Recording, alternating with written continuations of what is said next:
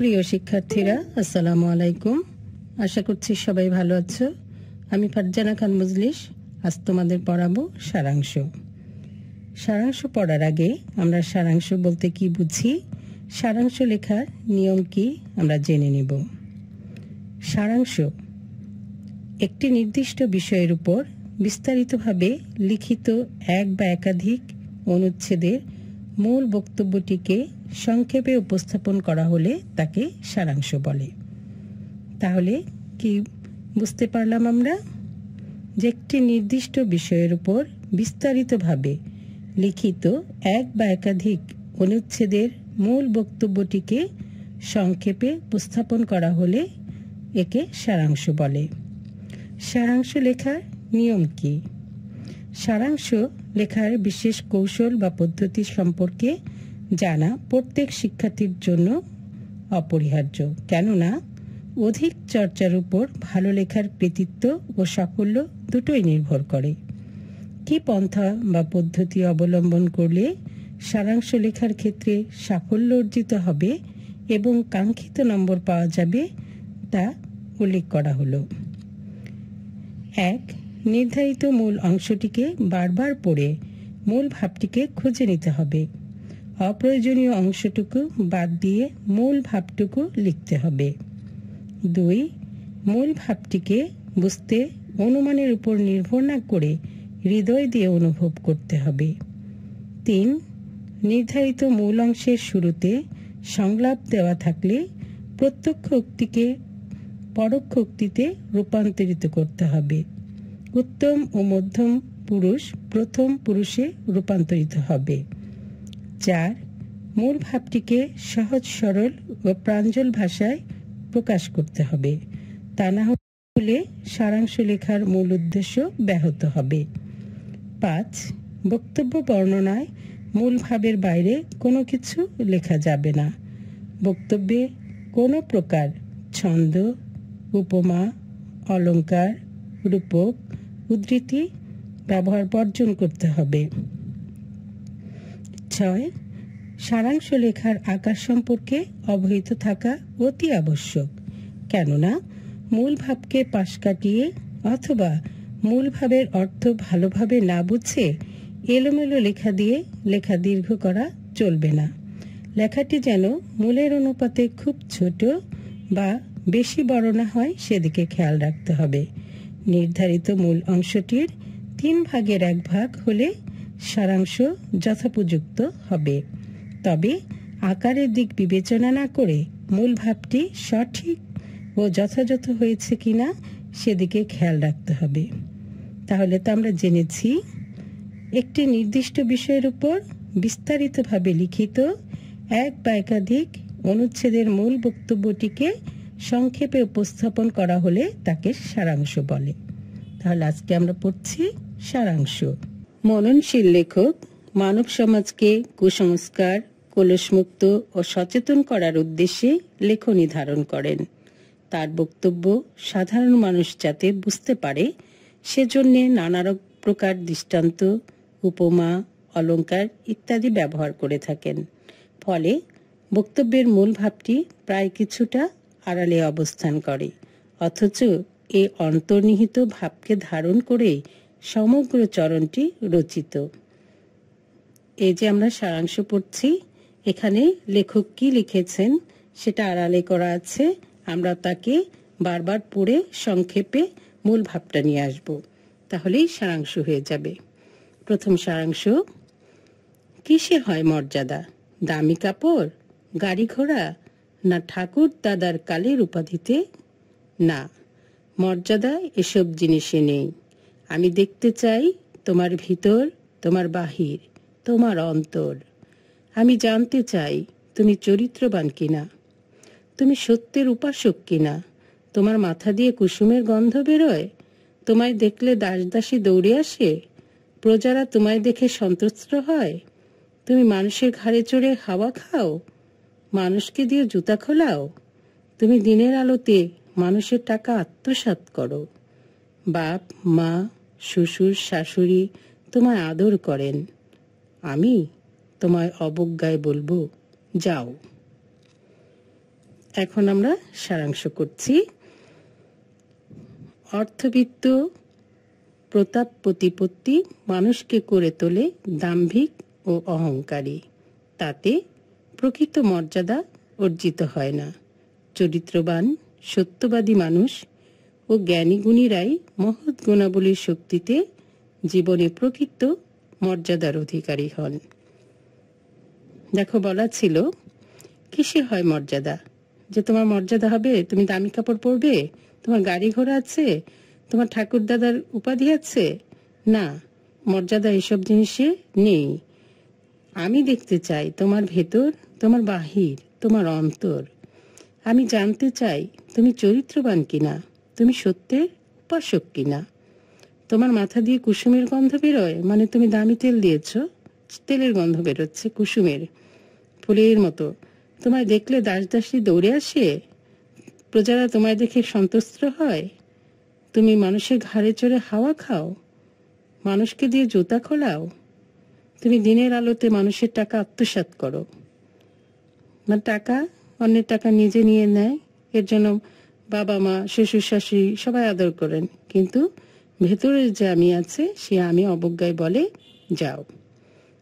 তাহলে আমাদের সারাংশটা এসেছে, অর্থবিত্ত বংশগরিমা প্রতাপ প্রতিপত্তি মানুষকে করে তোলে দাম্ভিক ও অহংকারী, তাতে প্রকৃত মর্যাদা অর্জিত হয় না।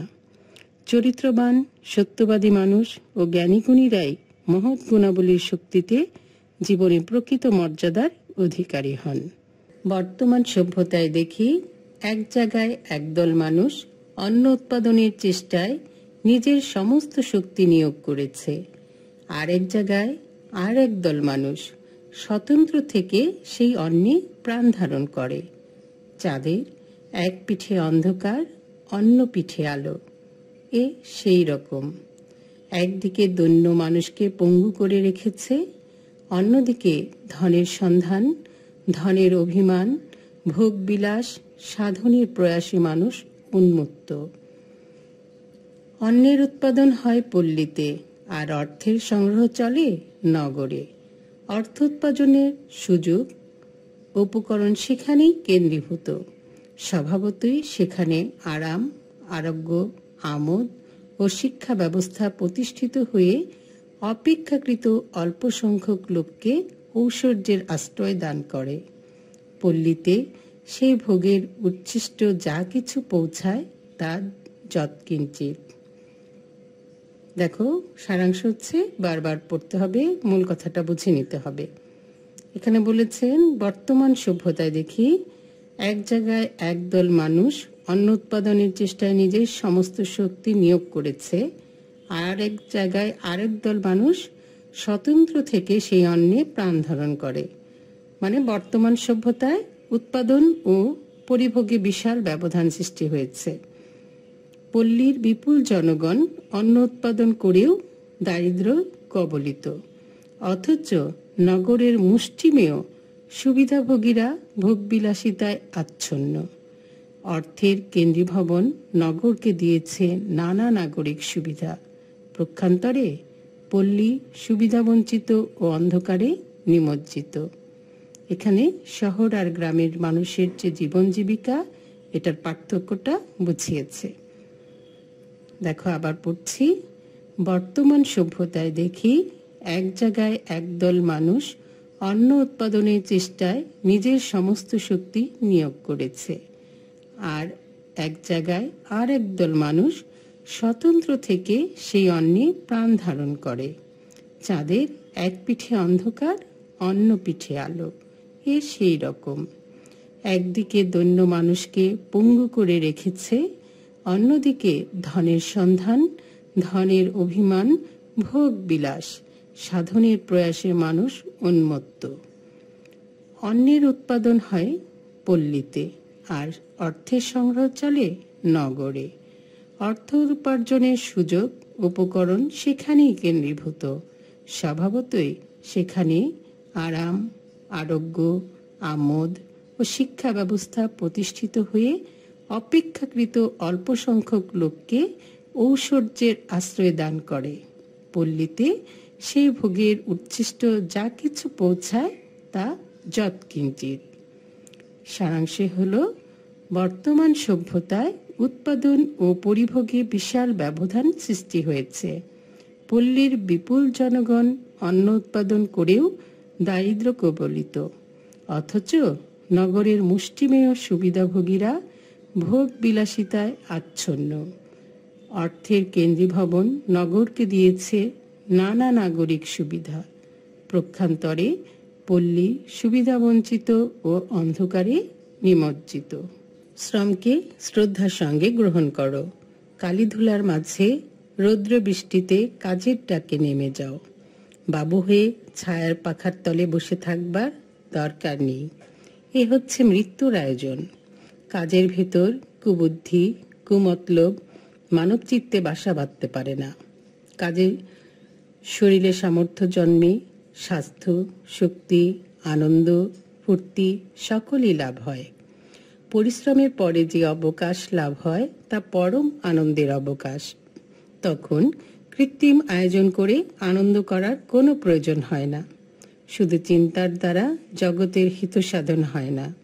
মানব সমাজে মানুষের সঙ্গে কাজে, রাস্তায়, কারখানায় মানুষের সঙ্গে ব্যবহারে মানুষ নিজেকে পূর্ণ করে। তাহলে এই সারাংশটার অর্থ হচ্ছে আমাদের বারবার পড়তে হবে, তারপর আমরা মূল কথাটুকু লিখব। সারাংশ হচ্ছে, কর্মহীন জীবন মানুষকে নির্জীব ও হীন প্রবৃত্তি সম্পন্ন করে তোলে। বস্তুত পরিশ্রমের মাধ্যমেই মানুষ পায় স্বাস্থ্যময় জীবন ও পরিচ্ছন্ন মন, হয়ে ওঠে পূর্ণাঙ্গ মানুষ। কর্মসূত্রেই মানুষ সৌজন্য শেখে, লাভ করে কাজের ও অবকাশের আনন্দ, অবদান রাখে জগতের কল্যাণে। দেখো, শ্রমকে শ্রদ্ধার সঙ্গে গ্রহণ করতে বলেছে যে কালী ধুলোর মাঝে রৌদ্র বৃষ্টিতে কাজের ডাকে নেমে যাও। বাবু হয়ে ছায়ার পাখার তলে থাকবার দরকার নেই। এ হচ্ছে মৃত্যুর আয়োজন। কাজের ভেতর কুবুদ্ধি, কুমতলব মানব চিত্তে বাসা বাঁধতে পারে না। কাজে শরীরের সামর্থ্য জন্মে স্বাস্থ্য, শক্তি, আনন্দ, স্ফূর্তি সকলই লাভ হয়। পরিশ্রমের পরে যে অবকাশ লাভ হয় তা পরম আনন্দের অবকাশ। তখন কৃত্রিম আয়োজন করে আনন্দ করার কোনো প্রয়োজন হয় না। শুধু চিন্তার দ্বারা জগতের হিত সাধন হয় না। মানব সমাজে মানুষের সঙ্গে কাজে, রাস্তায়, কারখানায় মানুষের সঙ্গে ব্যবহারে মানুষ নিজেকে পূর্ণ করে। সারাংশে আমরা জেনেছি, কর্মহীন জীবন মানুষকে নির্জীব ও হীন প্রবৃত্তি সম্পূর্ণ করে তোলে। বস্তুত পরিশ্রমের মাধ্যমেই মানুষ পায় স্বাস্থ্যময় জীবন ও পরিচ্ছন্ন মন, হয়ে ওঠে পূর্ণাঙ্গ মানুষ। কর্মসূত্রেই মানুষ সৌজন্য শেখে, লাভ করে কাজের ও অবকাশের আনন্দ, অবদান রাখে জগতের কল্যাণে। মানে কাজ করতে হবে, কাজকে শ্রদ্ধার সঙ্গে নিতে হবে, তাহলে মানুষ পরিপূর্ণ মানুষ হতে পারবে। মানুষের সাথে মিশলেই মানুষ শেখে, জানে। আর যদি মানুষ নিজেকে বাবু করে তৈরি করে তাহলে এটা তার মৃত্যুর আয়োজন। আর যখন মানুষ অলস থাকে তখন তার মনে খারাপ বুদ্ধি, কুমতলব আসে। আর যখন মানুষ পরিশ্রম করে তার শরীরে কাজ করার ইচ্ছা জাগে, স্বাস্থ্য ভালো থাকে, আনন্দ লাভ করে। আর মানুষ অনেক পরিশ্রমের পরে যদি একটু বিশ্রাম পায় তাহলে যে আনন্দের অবকাশ হয় এটার তুলনা কোনোটার সাথেই হয় না। কাজেই কাজ করতে হবে, শ্রমকে শ্রদ্ধার সঙ্গে গ্রহণ করতে হবে। জাতি শুধু বাইরের ঐশ্বর্য সম্ভার, দালান কোঠার সংখ্যা বৃদ্ধি কিংবা সামরিক শক্তির অপারজয়তায় বড় হয় না, বড় হয় অন্তরের শক্তিতে, নৈতিক চেতনায় আর জীবনপণ করে অন্যায়ের বিরুদ্ধে দাঁড়ানোর ক্ষমতায়। জীবনের মূল্যবোধ ছাড়া জাতীয় সত্তার ভিত কখনো শক্ত আর দুর্মূল্য হতে পারে না। মূল্যবোধ জীবনাশ্রয়ী হয়ে জাতির সর্বাঙ্গে ছড়িয়ে পড়লেই তবে জাতি অর্জন করে মহত্ব আর মহৎ কর্মের যোগ্যতা। সব রকম মূল্যবোধের বৃহত্তম বাহন ভাষা তথা মাতৃভাষা, আর তা ছড়িয়ে দেবার দায়িত্ব লেখক আর সাহিত্যিকদের। বারবার পড়ে মূল অংশটাকে আমাদের জানতে হবে। তাহলে আমরা সারাংশে কি জানছি? জাতির অগ্রগতির মাপকাঠি বাইরের আড়ম্বর নয়, অন্তরের ঐশ্বর্যে। মনের এই ঐশ্বর্যের অন্য নাম সামাজিক মূল্যবোধ। তার প্রকাশ ঘটে অন্যায়ের বিরুদ্ধে আপোষহীনতায় ও নৈতিক চেতনায়। জাতির ভিত্তিতে দৃঢ় করতে হলে এই মূল্যবোধের প্রসার দরকার। মাতৃভাষার মাধ্যমে সর্বত্র তার সঞ্চারিত করার দায়িত্ব লেখকদের। দেখো, আমাদের বলা আছে যে জাতি শুধু বাইরের ঐশ্বর্য সম্ভার, দালান কোঠার সংখ্যা বৃদ্ধি কিংবা সামরিক শক্তির অপরাজয়তায় বড় হবে না। বড় হয় অন্তরের শক্তি থাকতে হবে, নৈতিক চেতনা থাকতে হবে, জীবনপণ অন্যায়ের বিরুদ্ধে লড়াই করার ক্ষমতা অর্জন করতে হবে। আর জীবনে মূল্যবোধ ছাড়া জাতীয় সত্তার ভিত কখনো শক্ত আর দুর্মূল্য হতে পারে না। মূল্যবোধ জীবনাশ্রয়ী হয়ে জাতির সর্বাঙ্গে ছড়িয়ে পড়লে তবে জাতি অর্জন করে মহত্ব আর মহৎকর্মের যোগ্যতা। আর মূল্যবোধের সর্বোত্তম বা বৃহত্তম বাহন হচ্ছে ভাষা, তথা যার যার মাতৃভাষা, আর তা ছড়িয়ে দেবার দায়িত্ব লেখক আর সাহিত্যিকদের। সারাংশ হচ্ছে, জাতির অগ্রগতির মাপকাঠি বাইরের আড়ম্বর নয়, অন্তরের ঐশ্বর্যে। মনের এই ঐশ্বর্যের অন্য নাম সামাজিক মূল্যবোধ। তার প্রকাশ ঘটে অন্যায়ের বিরুদ্ধে আপোষহীনতায় ও নৈতিক চেতনায়। জাতির ভিত্তিকে দৃঢ় করতে হলে এই মূল্যবোধের প্রসার দরকার। মাতৃভাষার মাধ্যমে সর্বত্র তা সঞ্চারিত করার দায়িত্ব হচ্ছে লেখকদের।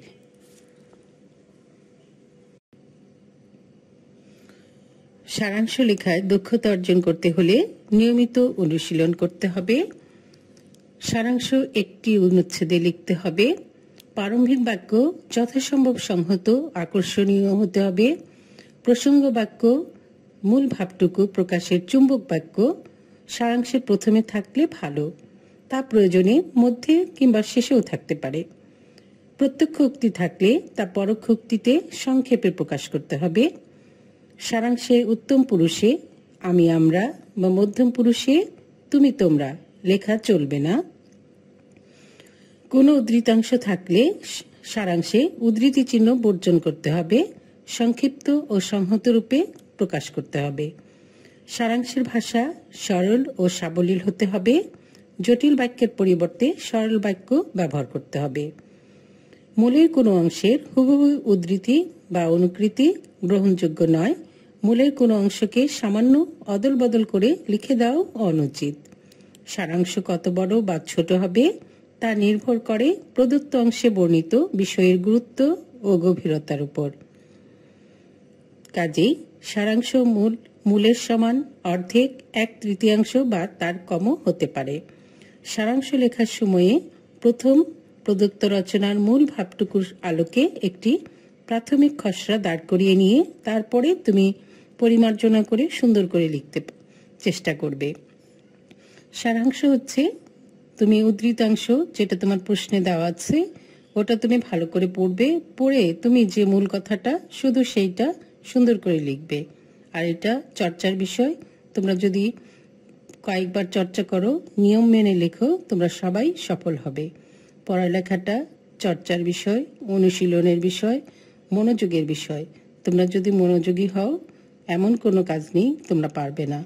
পড়াশোনা করো, অধ্যবসায়ী হও, সময়ের জ্ঞান রাখো, নিজের প্রতি আস্থা রাখো, অবশ্যই তুমি সফল হবে।